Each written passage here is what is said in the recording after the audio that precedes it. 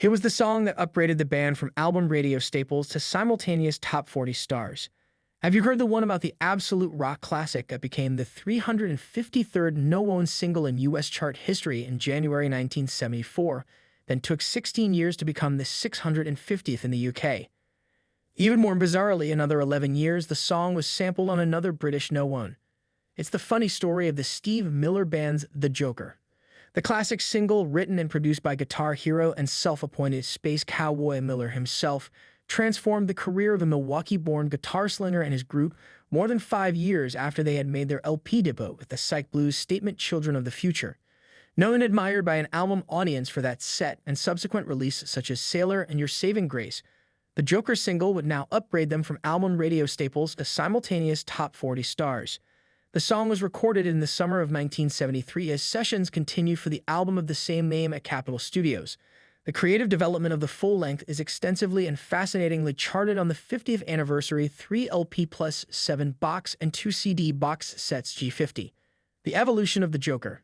The set presents the original album tracks chronologically positioned and contextualized among 27 previously unissued recordings from Miller's personal archive. His creation of the self-assured and enigmatic titular character and his mesmeric guitar features, along with the catchy lovey-dovey lyrical hooks and the inscrutable references to the Pompatus of love, proved an irresistible combination to the band's new and existing fans.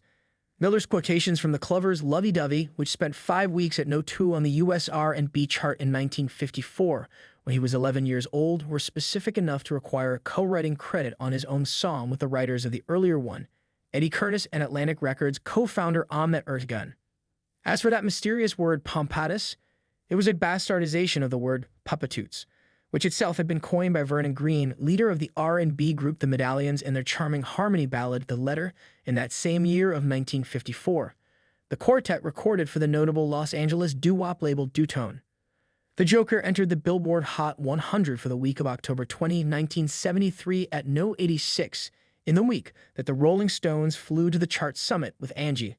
The SMB single built steadily in sales and airplay, hitting the top 10 for the first time in mid-December, and on January 12, spending a week at No. 1. The self-produced album spent a week at No. 2 in a 38-week chart run, soon going gold and advancing to platinum in 1987. "I never thought The Joker was going to be a hit," Miller said later. "I'd always wanted to make singles. I like singles. So I just started taking that 2.5-minute thing and started looking for sounds that record well." For the first time, the guitarist, writer, frontman, and his composers had what he would call a real, no-kidding, non-stop hit.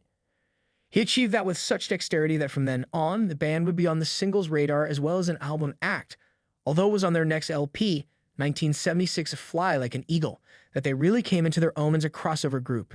Strangely, for all of its airplay in the UK on BBC Radio 1 and elsewhere, The Joker failed to hit there, and the band's only singles chart appearance of the 1970s came on their No. 11 hit Rockin' Me. Fast forward 16 years. The story of the song then goes fast forward 16 years to the period when TV and cinema commercials for Levi's 501 jeans had the power to create new hits with catalog material.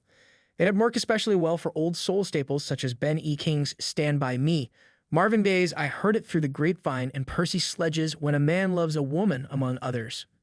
Now it was Steve Miller's turn. A new Livy's ad directed by Hugh Johnson turned a whole new audience onto The Joker, which began a reemergence that took it to No. 1 in the UK on September 15, 1990, and onto the top 10 all over Europe. It was the longest ever gap between transatlantic chart toppers. Another 11 years on, the song made an appearance on another UK bestseller, when Jamaican rapper-singer Shaggy sampled it, along with Merrily Rush's Angel of the Morning, on his fourth No. 1 Angel, which topped the charts in June 2001. In 2004, a club-friendly update by British superstar DJ Fatboy Slim became a top 40 UK single from his Palookaville album.